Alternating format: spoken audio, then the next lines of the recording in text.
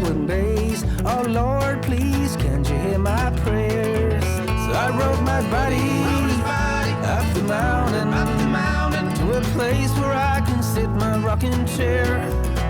I rode my buddy up the mountain, and I'm never going back again, I swear.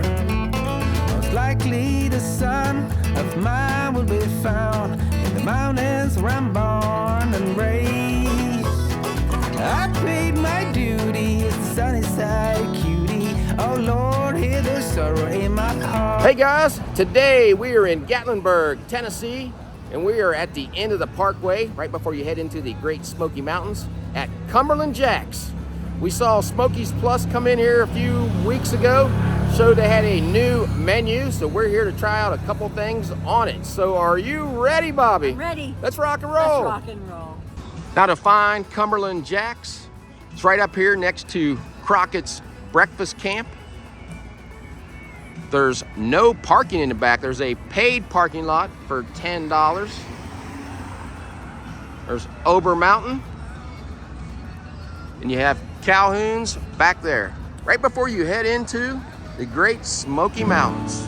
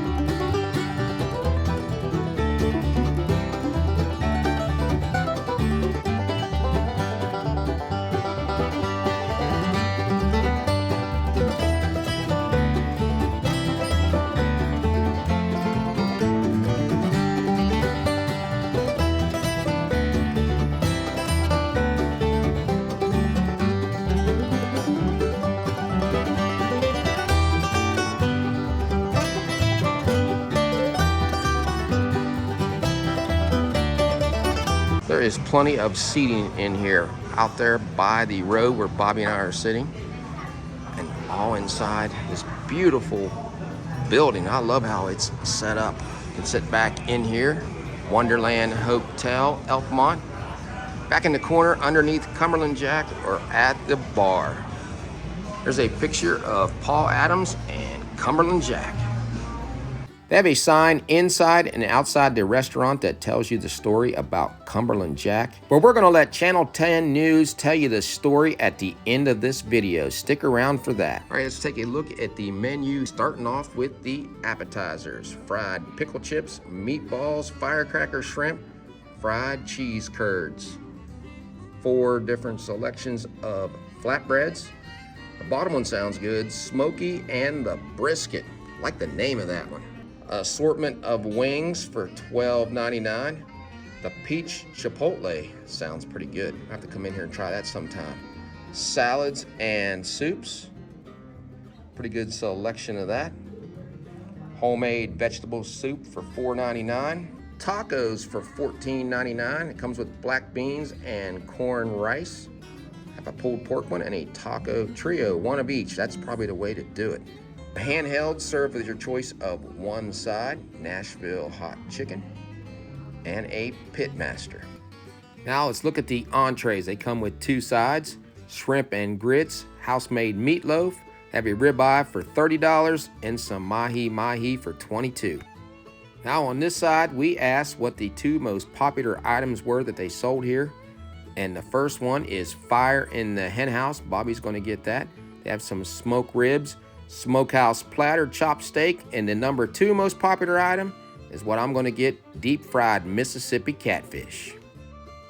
Here's your burger menu. It comes with 1 side. I almost got one.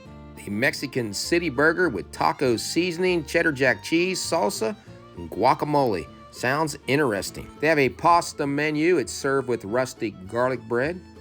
They have Return of the Mac, but look at the chef signature spaghetti. All the ingredients in that. Never seen spaghetti served like that. Here's a look at all the sides you get. They serve chocolate peanut butter pie and Coke products. And they have a large selection from the bar to choose from. They have draft, local craft, and bottled and canned beer. And last, a non-alcoholic menu. Draft soda featuring Cumberland Jack's root beer, bottled craft soda, sweet treats, and Bullhead butter-beer. All right, let's take a look at what we got. The deep-fried Mississippi catfish, domestic catfish fillet. There they are, there's two of them. Made with seasoned flour, slaw.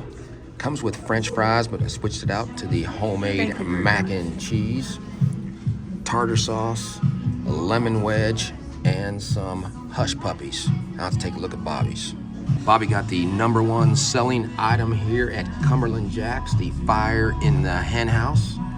Double breaded fried chicken, creamy chicken gravy over her mashed potatoes. It came with 2 sides, and she also picked cheesy grits. Looks pretty crispy. Try to get Bobby the best I can.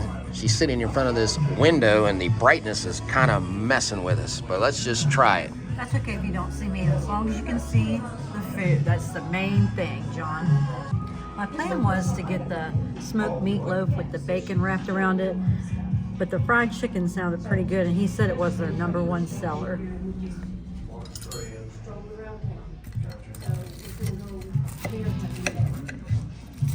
That is a big chicken breast. Look at the size of this chicken breast, John. There's the white meat. Did you see the steam coming out of it when I cut it? I did see it. And I hear Black Betty singing in the background. We have to. That's a great song. Hopefully don't get copyrighted on that.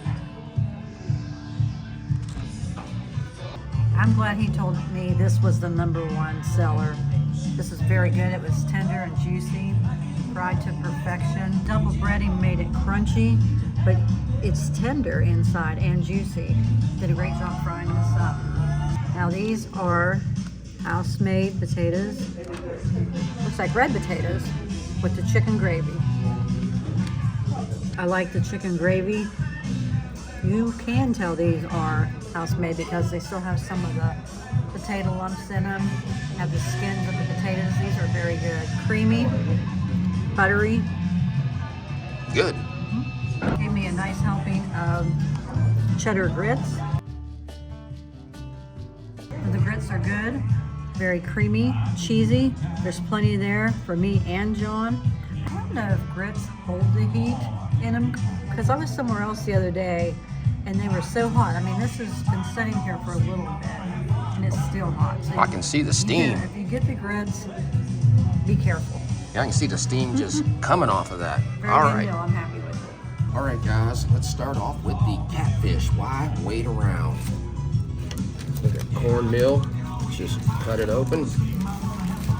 Let's take a look now. Catfish is less flaky than regular fish, and it's a little firmer. I'm going to cut it into a smaller piece to try it. Now I'm going to try this without any tartar sauce. I'm just going to eat it the way it comes. Now the cornmeal breading, I don't get a lot of spices out of it. I'm not sure if it's a southern breading or just salt and pepper. It adds to it and it's crunchy. Now the fish is firm but tender and moist. It's just so good. They did a great job preparing it. So now I'm going to try it with some tartar sauce on it. That's what I like about catfish though. It has a mild fish flavor, not strong. So if you don't like a strong fish, try some catfish if you never tried it. Now, that second bite, I could taste a little more of the breading, even though it had tartar sauce on it, and it tastes like it's mainly just what salt and pepper mixed in with it. I don't know, I think I like it better by itself. Just the flavor of the fish and the breading goes well together. I'm probably not going to use tartar sauce unless we're going to eat it like this. So I got the mac and cheese. The fries come with it, but they're just frozen, so I decided to get this because this was made here. Looks very cheesy, and it's made with elbow macaroni. All right, so that is a mild cheddar, not a sharp cheddar. So that is creamy and cheesy, and a better choice, like we said earlier, because the fries are frozen. Now let's try this house-made coleslaw. It's chopped up decent. It's definitely not dry, you can see that. As I'm eating this, I'm noticing different flavors I've never had in coleslaw. There are cucumbers, diced up tomatoes, and red onions in here. There's a lot of different flavors in here. It's good. I would get this mixture of the vinegar and the mayonnaise in there. Gives it that perfect taste. I'm happy with this meal. The hush puppies did get a little too done on the outside, but the inside's fine. But I'm not a big fan of hush puppies anyway, but I'll eat those. But this was a great meal, but I'm really impressed with what they put in the coleslaw. Let's take a look at our receipt here at Cumberland Jack's on the Parkway. Bobby got a Coke for $3.29, Fire in the Hen House $17.99, the Mississippi Catfish was $15.99, a grand total of $41.46. Now, is this a brave person? Look at this woman. She put an apple on her head. Now, some advice when you're waiting for your food, walk around this restaurant. They have a lot of old pictures of Gatlinburg all through the place. This picture of Cumberland Jack was taken in 1934. Now, for everyone that's stuck around, I'm going to show you the story of Cumberland Jack from Channel 10 News. This sign will make sense after you see that. But as soon as you walk in right to the right, there's a picture of Paul and his trusty dog, Cumberland Jack. This is a story that could have been written by Jack London. It's reminiscent of Call of the Wild or White Fang. Paul Adams was a young man who was appointed by the Great Smoky Mountains Conservation Association to maintain a cabin on Mount LeConte back in 1924. The Great Smoky Mountains Conservation was trying to procure that land for a new national park. Mount LeConte at that time was a real wilderness. At Paul Adams' mother's urging, she recommended that he should get a dog. And so Paul took his mother's advice and purchased Cumberland Jack. He was a former police dog. But when he went to Mount LeConte, he changed it to Smoky Jack. He had a set of saddlebags made for the dog. He trained Jack to go from the top of Mount LeConte all the way down to Ogle's store in Gatlinburg. And Mr. Ogle was the only person who could actually handle the dog. He'd take the money and put nails or flour or whatever it was, put them in the saddlebags, put the change in there, and the dog would run right back up the mountain. That's what makes the story of Smoky Jack interesting. He's a smart dog, and the dog was pretty much fearless. He was mostly a companion to Paul Adams, and he's become kind of a fixture in Smoky Mountain lore. Well, we just left Cumberland Jack's here on the Parkway in Gatlinburg, Tennessee. Now, this place is also owned by the same person that owns Crockett's Breakfast Camp. If you never tried that place, make that a stop also. And they own several other restaurants in the area. So what did you think about your visit in there? Before you go inside the restaurant, check out the story about Cumberland Jack and see how it got its name. When you walk into the restaurant, it's beautiful, isn't it? It reminds me of an old log cabin. Our waiter, Scott, did a great job. He was telling us about the fried chicken, which I got was the #1 seller. Excellent choice. I love the double breading that they put on it. It was nice, tender, and juicy inside. Now I got the mashed potatoes and the grits. Both of those are very heavy side dishes. But I had to try the cheesy grits. We're in the South. Those were excellent, so were the potatoes. But I think next time I would try maybe the potatoes and the coleslaw you had. They had the cucumbers and tomatoes in it. I've never made it that way before. It was very good. Yeah, I highly recommend that coleslaw also. That was a different way to make it. The mac and cheese was pretty good, but the catfish I thoroughly enjoyed. That breading was a light, basic breading. Had salt and pepper in it, maybe some other ones, but it blended well with the catfish. It was tender, moist, everything about it I enjoyed. I loved sitting in there, the rustic atmosphere, had some good music playing. So I would come back here. I know they switched the menu. I saw the old menu when they first started. We never came in here then. I think this menu has a lot better options on it. The only thing I think I'd like to have tried was that vegetable soup, which you could have ordered for $4.99, but it used to come with that. Bring that back maybe. Now the hours, we came here, we thought it opened at 12 because that's what it says on the website. They were open at 11 o'clock on Friday, Saturday, and Sunday. And then the website says they only open at 4 on the weekdays. So maybe check it out or call to make sure what their hours are. So if you like this video, give us a thumbs up and subscribe. Yeah, so until we meet again, J&B J&B have left the building. Likely the light of mine will burn out in the mountains where I spend my rambling years. I paid my sins from the poor traveling days. Oh Lord, please, can't you hear my prayers? So I rode my body up the mountain to a place where I can sit my rocking chair. I rode my body up the mountain, and I'm never going back again, I swear. Most likely the son of mine will be found in the mountains where I'm born and raised. I paid my dues